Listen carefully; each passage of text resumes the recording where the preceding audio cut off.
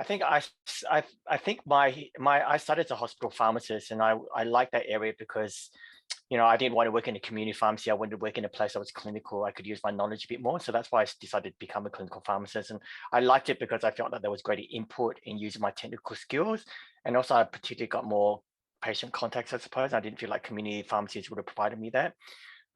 So what I found interesting was just learning, like obviously the learning is really great. And I have to admit that in my career has, while I planned for the future, it never has really gone according to plan. So I worked at a hospital pharmacist for about 6 years, got a little bit bored with it because I kind of reached my level quite high. And then I decided to do a volunteer work overseas, and then went overseas and worked in development for a few years. And then that job was also serendipitous because someone actually just emailed me a job saying, Fabian, you should apply for this job. And I had no idea what it was. I applied for the job and I got it. So that had just come out of the blue. And then I went overseas and then tried to do research in a development context. Didn't quite do it because Excel spreadsheets aren't ideal for doing research. So then I went into the field of epidemiology and did my master's degree. And then from that, I just happened to fall into a position in the Burnett looking at chlamydia. And that I said, oh yeah, I'll just take that job. And so I ended up taking that. And that's how I've fallen into sexual health epidemiology. It wasn't something that I had chosen to do in the 10 years. It just happened to be that that's what my course of interest took me to. And then so from there, I then, worked in STIs, then I did my PhD, but then realized chlamydia wasn't that most important to me. I thought gonorrhea was much more interesting because of antimicrobial resistance. So really, I think my curiosity has driven me all the way through my career, and that's why I think research is suited for me. I'm just a curious person, ask lots of questions, want to know the answers. So I suppose public health for me is about it's working in an environment, seeing what's important, try to get the curious questions, answer those questions, and try to apply and try to do translational work. So my research has always been about translation. I want to translate everything into practice. I'm not really so into doing research that doesn't really apply into practice. So for me, it's about interest and translating into practice. I suppose that's the big things I like about public health and how you do that in implementation and how you work with other people.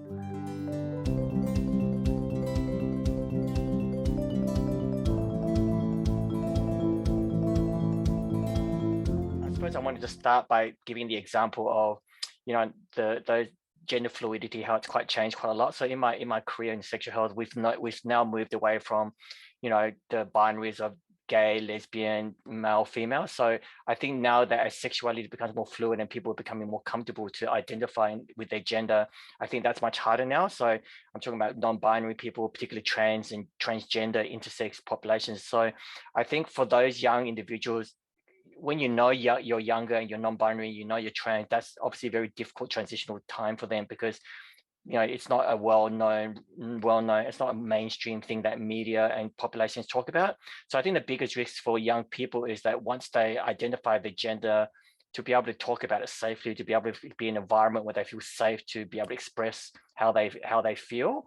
And I think in the last 5 years, we've seen lots more openness for people to talk about non-binary transgender issues. And I think that's really, really great. But I still think there's lots of discrimination in healthcare systems. In fact, the systems don't really support the transgenders and non-binary definitions and stuff like that. So I think the biggest challenge is for those young people to find a peer group or to find support where they feel like they can talk about these issues. And I think a lot of that is around schools, around media, around representation in movies. So everything these young kids look at, surround themselves in social media, there needs to be such a great increase in amounts of talking about it, saying it's okay for them to be able to be comfortable dealing with those issues. And I suppose the big thing about sexuality is really about being educated and then finding access to the services that you need. So I think the biggest risk for me for young people is just having that safe environment to talk about it and to see somebody about that, about those issues that they confront. And those early teen years are instrumental in the development of a sexual identity for children, right, and young people, right? And so I think those are the periods that's most critical. And I think the biggest risk is them not knowing what to do, getting really stressed out about it, potentially self-harming. So I'm really glad that there's now increasing services for these populations, but I think the biggest risk is them having a safe environment to come out in, I suppose, and express their emotions.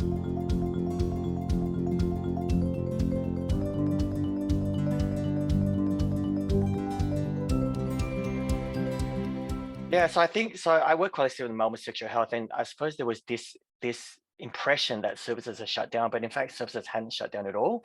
So they just weren't doing walk-in. So if you had a symptom, for instance, you could have called up Melbourne Sexual Health or the variety of different types of GPs that might have the focus sexual health and make an appointment, and you would have got tested. So I think what the COVID did was it obviously made lots of systems change and adapt. So, there was a lot of online consultations that could be done. In November of last year, it became legal to send digital prescriptions to individuals. You can now email pathology forms to individuals. So during COVID, we saw the system shift to a more digital space that allowed testing and treatment to occur. And I think the lack of understanding or the promotion of those activities probably had limited their implementation. But we did know from our own studies that sex had been dramatically reduced anyway during COVID. We found that, of a population survey, cross-sectional survey of over 1,000 people, mainly from Victoria, we saw at least half of them had reduced their sex significantly during COVID. So there was this thing of there was less sex happening anyway. So people didn't need to get STI testing, but there was still an ongoing need for women for reproductive and sexual health needs, contraception, all those things. So they were a big ongoing issue, and GPs were still able to do that stuff. So I think for me, a lot of it was around education and understanding you could have done those digital pathways to get healthcare. So I think now, hopefully now as COVID starts to go away and systems start to build up again, these systems will continue to work, and I think telehealth will continue. We're now working on a project to try to set up a fully automated online STI clinic where people don't need to see, where if you're not particularly at risk or don't have symptoms, you can go online and get a pathology form sent to you automatically, get prescriptions sent to you if you need to, and therefore leaving high caseload stuff to Melbourne Sexual Health. So I think the COVID has started to make these systems easier and better going forward. So I think there was positive sides of COVID in terms of ongoing system developments in improving access and treatment, I think. Yeah.